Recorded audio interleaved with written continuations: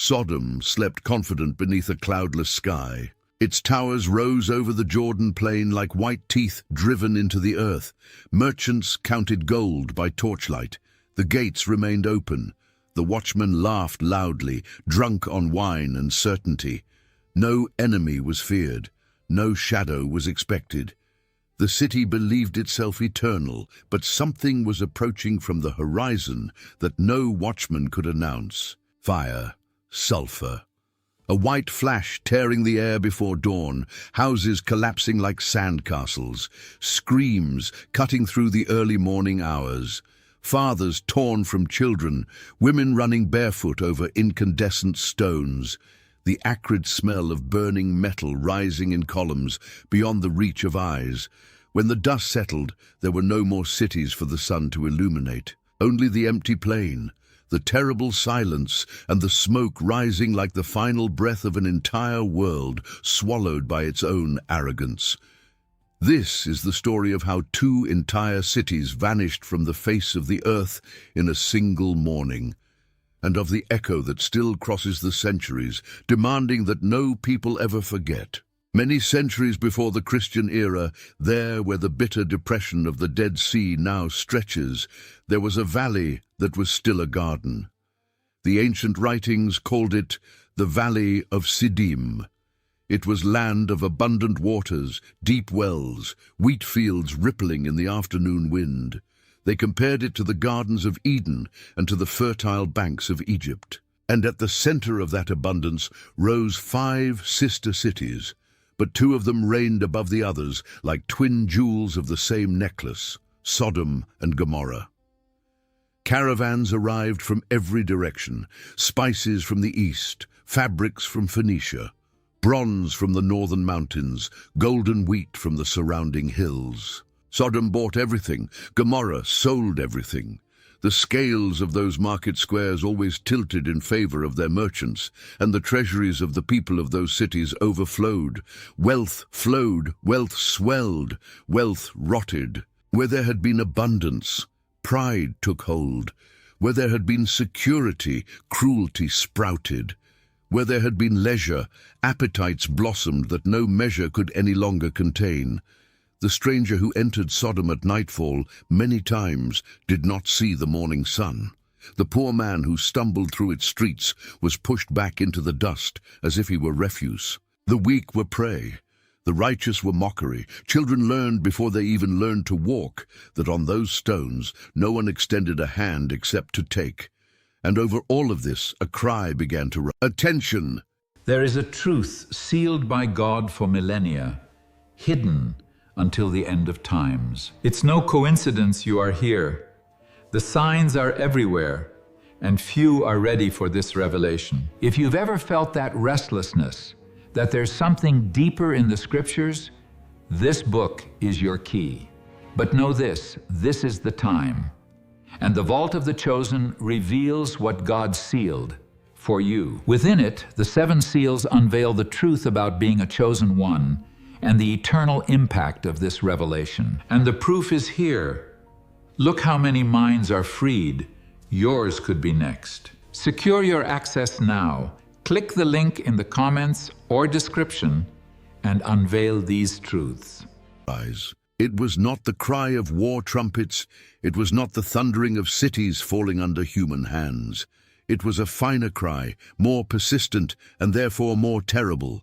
The continuous moaning of victims, the muffled scream of betrayed guests, the sobbing of orphans abandoned at the doorsteps of wealthy homes, the lamentation of women violated in the silence of the early morning hours.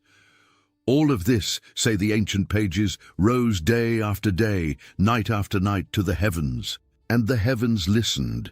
There is, in every human house that grows too large, an ancient vertigo that no generation has ever known how to overcome. It is the vertigo of those who have grown accustomed to obtaining without paying, to taking without asking, to looking downward without remembering that the ground beneath their own feet was borrowed, not conquered. Sodom was not only Sodom. Sodom was the ancient name of that which dwells in every heart that forgets the roof that covers its table. and who, in silence before their own life, does not recognize within themselves the small echo of that same pride. Far from the valley, very far, beneath the oaks of Mamre, an old shepherd sat at the entrance of his tent during the hottest hour of the day. His name was Abraham. His beard was white as desert dust. His eyes had seen cities born and die, kings rise and fall, armies pass and return, and even so they kept the stillness of one who had learned to expect more from the Lord than from men. The tent was open to any traveler. Bread was always ready, water always fresh, shade always offered. It was in that midday silence that he saw them. 3 travelers standing on the path, dressed like desert pilgrims, but carrying in their bearing a serenity that was not human. Abraham ran toward them. He bowed to the ground. He washed their feet with his own wrinkled hands. He asked his wife Sarah, in the intimacy of the tent, to hasten 3 measures of the finest flour and knead loaves over the embers. He personally chose a tender calf from the herd. He brought milk. He brought butter. He offered everything he had without ever asking who they were. And beneath that ancient oak, in the mute heat of the afternoon, the impossible was announced. Sarah, in the deep old age of her days, would yet conceive a son. Sarah, hidden behind the tent entrance, laughed softly, disbelieving. But the visitors heard her, and one of them, with a voice that seemed to come from farther away than the horizon, asked the question that still crosses all human ages: is anything too difficult for the Lord? The question hung in the hot air like a sentence that no man would dare answer. When the 3 rose to depart, they turned their faces in the direction of Sodom. The plain stretched out in the distance, golden under the afternoon sun, unaware that invisible eyes were weighing, in that very instant, its destiny upon a scale of which it had never heard. And then, according to the ancient record, the Lord paused. Shall I hide from Abraham what I'm about to do? He who will become a great nation, he in whom all the families of the earth will be blessed. He who will teach his children and his children's children the way of justice and judgment. No, the old patriarch would know, and the sentence fell upon Abraham like a sudden shadow crossing the sun. The cry of Sodom and Gomorrah had become so great, and the sin of those cities so heavy, that the hour of judgment had arrived. 2 of the visitors would descend that very afternoon in the form of men to see with earthly eyes whether that cry corresponded to the truth. But the outcome was already taking shape behind the distant clouds. 2 of the envoys began to descend toward the plain, but the 3rd remained before Abraham. And there, upon that wind-swept hillside, one of the most audacious dialogues in all of sacred history took place. An old man, with sandals covered in dust, daring to intercede before the judge of all the earth on behalf of a city that had never extended to him a single kindness. Abraham stepped forward. His voice trembled, but not from cowardice. It trembled under the weight of what he was about to say. Will you also destroy the righteous with the wicked? What if there are 50 righteous within the city? Far be it from you to do such a thing, to put the righteous to death with the wicked. Shall not the judge of all the earth do right? And the answer came, patient and firm. If I find in Sodom 50 righteous, I will spare the whole city for their sake. Abraham breathed, but he did not retreat. What if 5 are lacking from the 50 righteous? Will you destroy the whole city for the lack of 5? I will not destroy it, answered the Lord, if I find 45 there. And if there are 40, for the sake of 40, I will not destroy it. And 30? For the sake of 30, I will not destroy it. And 20? For the sake of 20, I will spare it. And 10, Lord, do not be angry if I speak once more. And if there are only 10 there? For the sake of 10, said the voice, I will not destroy it. The bargain ended. Abraham fell silent. The Lord went on his way, and the old patriarch stood alone beneath the vast sky, with the prayer still warm on his lips, and the trembling hope that at least 10 righteous men might be found in that stone anthill they called Sodom. 10. Only 10. But even that measure, his heart knew, might perhaps be too small for what awaited the cities of the plain. The afternoon fell over the valley. The shadows lengthened between the wild fig trees, and 2 solitary figures with firm steps and in deep silence descended along a narrow path that wound between the rocks toward the gates of Sodom. They had the faces of men. They had the form of travelers weary from the road, but they carried within themselves, hidden beneath the dust of their garments, the very judgment of the Most High. The wind began to change. The birds fell silent. The plain still spread out, teeming before the envoys, with its lit markets, its loud laughter, its ritual excesses, its intact confidence in its own shadow. But something in the air of that afternoon was no longer the same. The stones felt it. The earth felt it. The very stars seemed to draw near to the plain to witness what was about to be fulfilled. The gates of Sodom drew closer, and within them, seated among the elders of the city, waited a man who did not yet know what that night was about to bring him. That man was Lot, nephew of Abraham, son of Haran. A shepherd who had once chosen for himself the fertile lands of the plain because they seemed greener, wider, more promising to the eye. But who now, at the end of so many years, sat among the judges of Sodom and saw every day with tired eyes what that choice had brought him? His family lived within the walls. His daughters had been promised to men of the city. His name was known in the streets. His tent, long since, was no longer a tent. It was a stone house pressed against the city wall, with an inner courtyard, oil lamps, and heavy doors. And yet deep in his chest, something in him remained a stranger.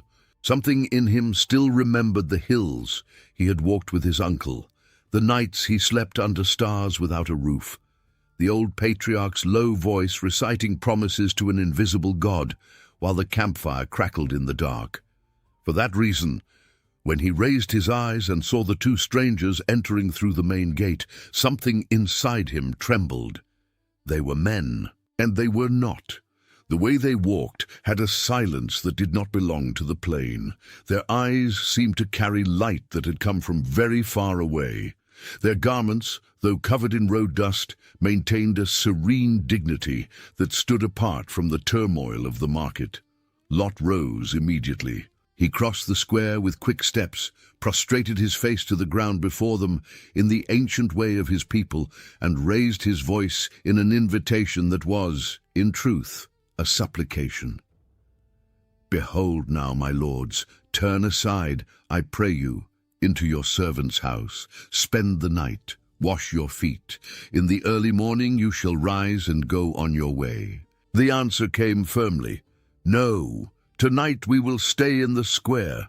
But Lot insisted. He insisted with that urgency of one who knows what is hidden beneath the lit windows, beneath the loud laughter of the taverns, beneath the songs that rose night after night in that city. He insisted as one who knew, with intimate terror, what could happen to 2 unknown strangers left in the open until darkness fell in Sodom. And the 2 yielded. They crossed the square in silence. They climbed the narrow lane between the houses. They crossed the threshold of Lot's door as one crosses, without anyone noticing, the border between 2 worlds. Inside the house, Lot ordered a table prepared, unleavened bread, baked in haste, lamb, olive oil, diluted wine, dates. His wife lit more oil lamps. His 2 daughters, still virgins, promised in marriage but not yet given away, moved in silence between the columns, casting curious glances at those 2 guests of strangely luminous presence. The meal passed in quiet, and for a few moments, in that lit room, it was almost as though the Sodom outside did not exist. But it did exist, and it soon demonstrated this. The sound began low, only voices in the distance, a murmur, then footsteps, then more footsteps, then many footsteps, coming from every direction, descending through the alleyways, climbing the stone stairs, converging like a single dark river toward that lit courtyard. Lot raised his head. His wife went pale. The daughters pressed themselves against the wall, and then the pounding began, first firm, then furious, then desperate. The cedar door shook on its hinges, held only by the internal bolts, while from outside rose what, according to the ancient record, was the entire city. Men, old and young, from every quarter, from every class, all the people, without exception, surrounding that house. And the crowd began to shout, "Where are the men who came to you tonight? Bring them out to us, that we may know them." The word used was simple, but its meaning, in that mouth, in that hour, in that city, was unmistakable. They were not asking for conversation. They were demanding violence. They were demanding flesh. They were demanding strangers as one demands wine at table, as though human bodies were merchandise to be consumed according to the desire of the moment. And they demanded without shame, in chorus, in the full bloom of night, with the absolute confidence of those who had long since lost all fear of any judgment, divine or human. And here the heart of the listener stops. Because what presents itself at that door is not merely one sin among many. It is the precise point at which an entire society had come to confuse desire with right and the stranger with prey. It is the instant at which hospitality, the most sacred thing in the ancient world, was trampled by an entire city in unison, without even a single voice rising in protest. There are those who read there, above all, the perversion of a single appetite. There are those who read there, first and foremost, the collapse of all compassion for the defenseless stranger. Both readings are born from the same text, and both unsettle the honest reader, because in the end, what makes a city unrecoverable is never an isolated vice, but the instant in which it gathers as one at the door of the guest to devour him. And Sodom, on that night, was gathered whole at the door. Lot breathed deeply. He rose from the table. He looked at the two strangers seated in silence, and he went out. He went out alone. He closed the door behind him, leaving the guests inside and the crowd outside, placing his own body as a wall between the two worlds. And there, in that darkness lit by trembling torches, an old man stood before an entire city. "I beg you, my brothers, do not do this evil." His voice trembled, but it did not stop.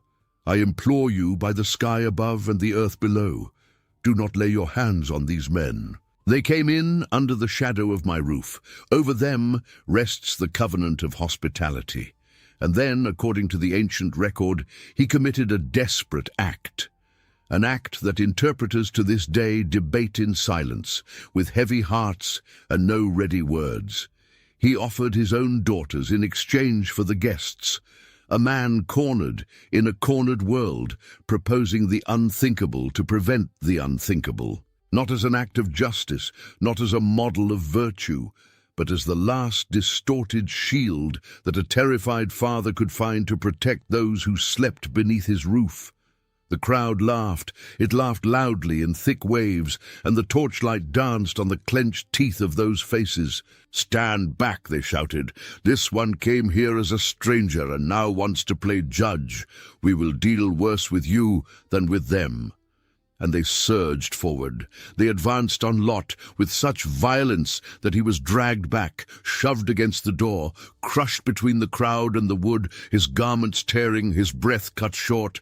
In seconds, that door would give way. In seconds, the whole house would be overrun. In seconds, everything would be lost.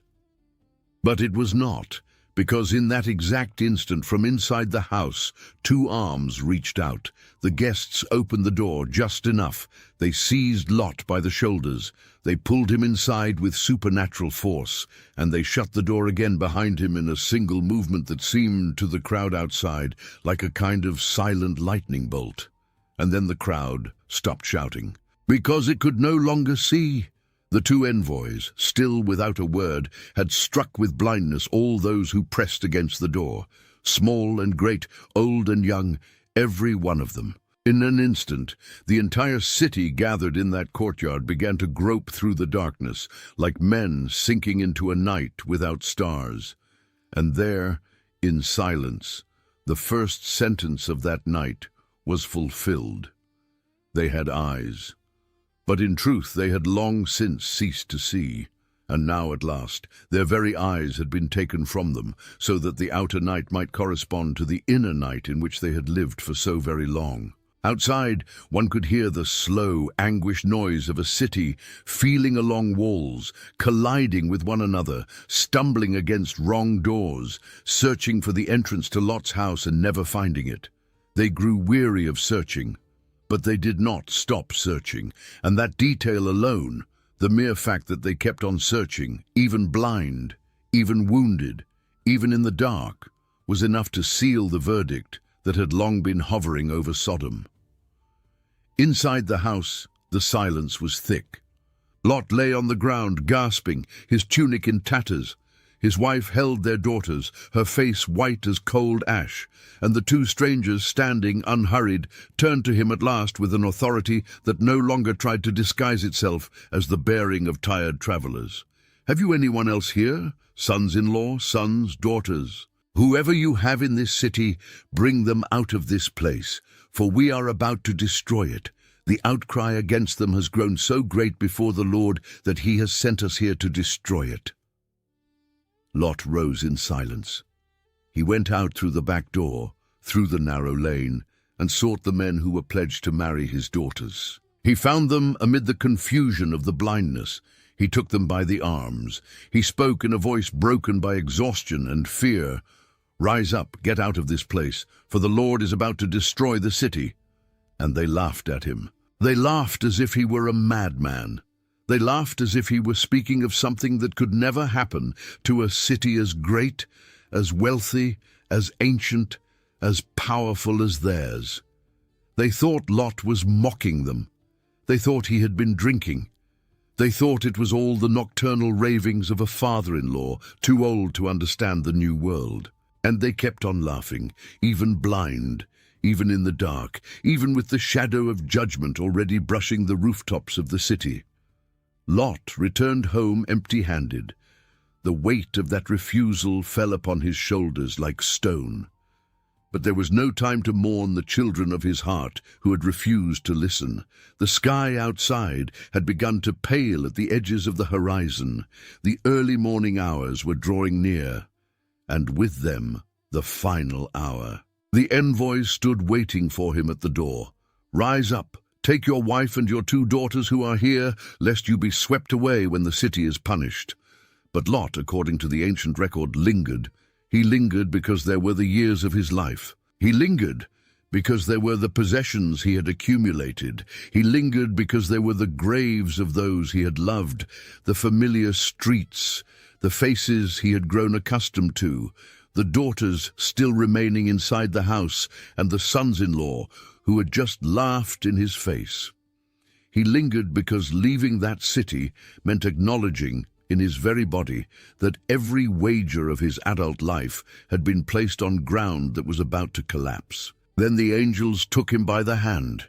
They took the hand of his wife. They took the hands of his two daughters. And, according to the text, it was by the mercy of the Lord that they did so. They dragged them out of the house. They dragged them through the bodies still groaning in the street.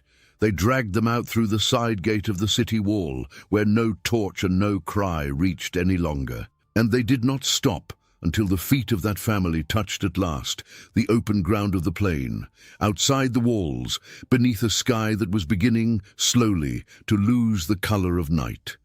And then, there, beneath that grey sky, the two envoys spoke for the last time.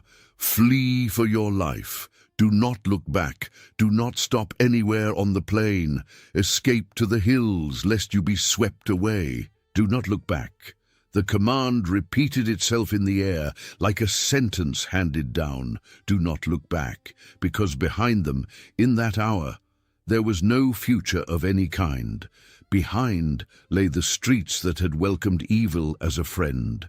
Behind lay the city that had confused the light with a threat and the stranger with prey. Behind lay everything that within moments would cease to exist beneath the sky. And ahead, only the distant hill, still wrapped in haze. Lot's family began to run. They ran in silence, each one carrying their own breath like a burden. The air of the plain was still, thick, strangely warm, as though the whole earth had held its breath in anticipation of something. Their sandals struck the hard ground.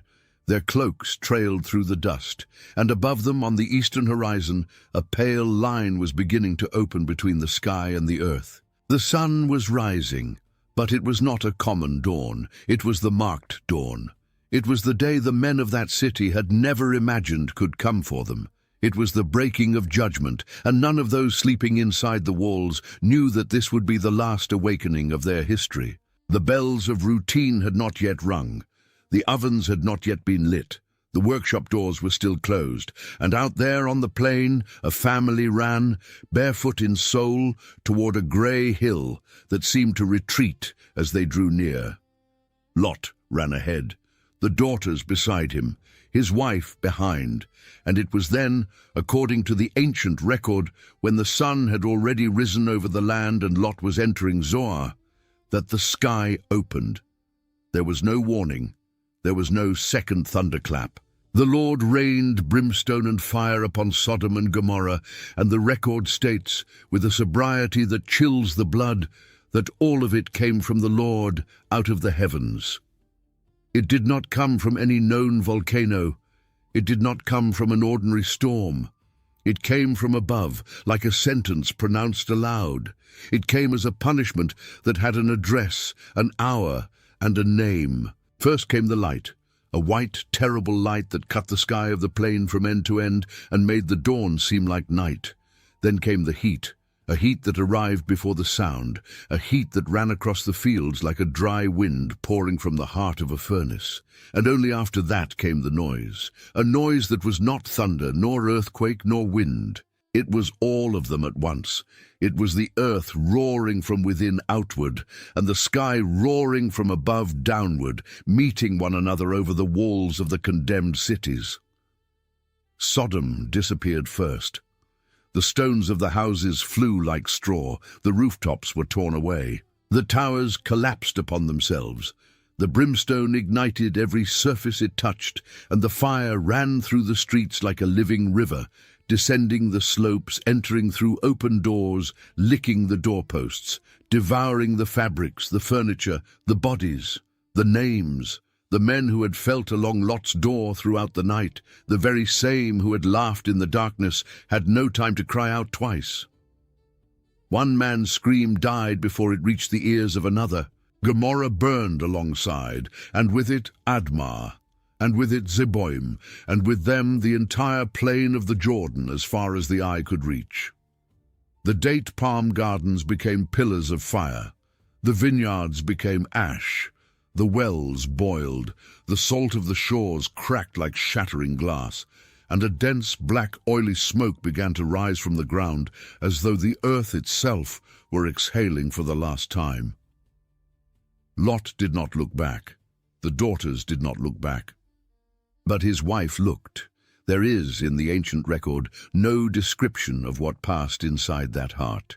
We do not know whether it was longing, whether it was disbelief, whether it was the most deeply human desire to witness with her own eyes what her life had been turning into dust. We do not know whether she heard, amid the roaring, some familiar voice calling her name from the burning streets. We do not know whether she hesitated for an instant. All we know is that at some point during that flight, she turned her face. She looked back, and she remained. She became a pillar of salt, standing in the middle of the plain, frozen upright as though she still wished to walk, her face turned toward the city that no longer existed. The hot wind of the fire passed over her and moved on. The daughters ahead perhaps realized too late. Perhaps they called her name and heard only the silence of salt hardening in the sun. Lot, upon reaching the heights, may have counted the bodies of his family and found one missing, and understood. In that instant he understood the price of every hesitation. In that instant he understood that leaving a city can be easy for the feet, but is terribly difficult for the heart that still loves it in secret. Standing on the hill, holding fast to the daughters that remained to him, Lot gazed upon the plain. He gazed from afar. He gazed in silence. And the ancient record says, with that restraint that weighs more than 1,000 descriptions, that Abraham, on that same morning, rose early, went to the place where he had stood before the Lord, and looked toward Sodom and Gomorrah, and toward all the land of the plain. And behold, the smoke of the land went up like the smoke of a furnace. That was all that remained. Smoke. The smoke rose in thick, slow, twisted columns that clawed at the morning sky and stained the rising sun. It rose from the streets where merchants had walked, where scorned prophets had passed, where travelers had been sheltered in secret. It rose from the squares where deals were closed and lives were undone. It rose from the rooms where evil had been treated as custom and violence as language. It was the only voice left of those cities, a voice without words, made only of rising ash. And as Abraham looked on, standing upon the distant hill, his cloak stirred by a wind that carried the scent of sulphur from very far away, any man in any age recalling that scene recognizes within himself the same knot. Because inside every heart there is a small Sodom that settles in quietly. And there is also a weary Lot who knows he must leave, and there is an invisible angel who takes by the hand the one who lingers, and there is a woman who looks back when she should be looking forward, and there is a silent Abraham further up the hill, praying for those who may no longer be saved. The plain became barren, the rivers changed course, the waters grew bitter, the shores filled with salt, where gardens had once stood. There remained a low, suffocating valley where the sun strikes like punishment and the soil receives no seed. The caravan roads were rerouted. The names of those cities came to be spoken in low voices, the way one speaks of an old wound that will not heal. And so it remained forever. Sodom and Gomorrah ceased to be addresses and became memory. They ceased to be cities and became warnings. The prophets of subsequent generations would invoke the name of that plain whenever they wished to remind the living that there is an invisible threshold through which no society passes without consequence. The teachers of the desert, centuries later, would point to the salt of the shores and say, without needing explanation, that in that hardened white was written an ancient lesson about the cost of turning one's face at the wrong moment. And the smoke, symbolically, has never dispersed. It continues to rise even today in the depths of those who hear this story. Whenever someone finds themselves before an inner city they must abandon, and discovers in their chest the silent desire to look back one more time. The echo of that dawn remains on the horizon of humanity as a border of ashes. It reminds us that mercy walks as far as the feet of the righteous dare to follow, and that judgment descends at the instant the cry of the earth crosses at last every heaven. Over the sunken ruins of the plain, the wind still runs, and it carries across the centuries the name of those cities like a flame that never goes out. Attention! There is a truth sealed by God for millennia, hidden until the end of times. It's no coincidence you are here. The signs are everywhere, and few are ready for this revelation. If you've ever felt that restlessness, that there's something deeper in the scriptures, this book is your key. But know this is the time. And the vault of the chosen reveals what God sealed for you. Within it, the 7 seals unveil the truth about being a chosen one and the eternal impact of this revelation. And the proof is here. Look how many minds are freed. Yours could be next. Secure your access now. Click the link in the comments or description and unveil these truths.